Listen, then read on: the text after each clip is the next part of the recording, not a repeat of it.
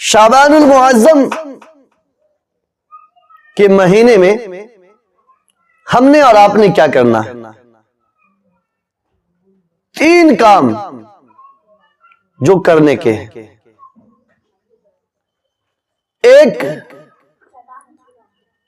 اپنے اپنے گھروں میں انفرادی طور پر اللہ کی عبادت کریں، اپنے اپنے گھروں میں انفرادی طور پر، اجتماعی طور پر نہیں۔ اللہ کی عبادت کریں، نوافل پڑھیں، ذکر و اذکار کریں، تسبیحات پڑھیں، کلمہ کی ضربیں لگائیں، درود شریف پڑھیں، تسبیح پڑھیں، تحمید، اللہ کی تحمید بیان کریں،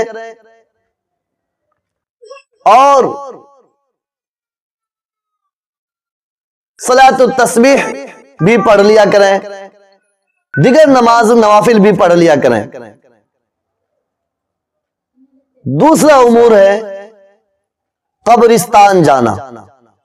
قبرستان آپ جائیں انفرادی طور پر، اور قبرستان کا آداب یہ ہے کہ جب آپ داخل ہوں، السلام علیکم یا اہل القبور یغفر اللہ لنا ولکم انتم سلفنا ونحن بالاثر، یہ دعا پڑھیں، اور مرحومین کے لیے، تمام امت کے لیے، تمام قبرستان والوں کے لیے، تمام کنبہ والوں کے لیے، تمام قبیلہ والوں کے لیے، تمام برادری کے لوگوں کے لیے، تمام مؤمنین مؤمنات مسلمین مسلمات کے لیے دعا کریں، استغفار کریں، ایصال ثواب پہنچائیں۔ تیسری چیز ہے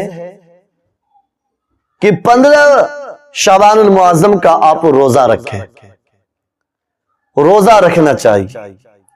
15 شعبان المعظم کے روزے کی فضیلت ہے، احادیث سے ثابت ہے، اس لیے روزے کا اہتمام کرنا چاہیے۔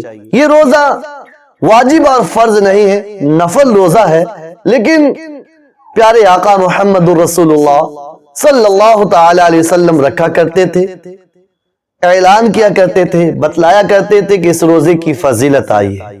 اس لیے میں بھی یہ کہتا ہوں، نفل سمجھ کر اس روزے کا اہتمام کرنا چاہیے۔ اور نہ جانے یہ بات میں صحیح کہہ رہا ہوں کہ عورتیں تو روزہ کا اہتمام کر لیتی ہیں، مرد سے پار نہیں لگتا، جبکہ مرد کو اس میدان میں آگے ہونا چاہیے۔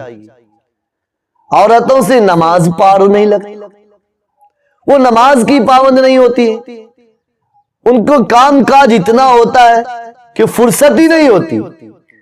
کسی نے کہا ہے کہ عورتیں روزے کو دوست رکھتی ہے اور نماز سے دشمنی، مرد نماز سے لگاؤ رکھتا ہے اور روزے سے دشمنی۔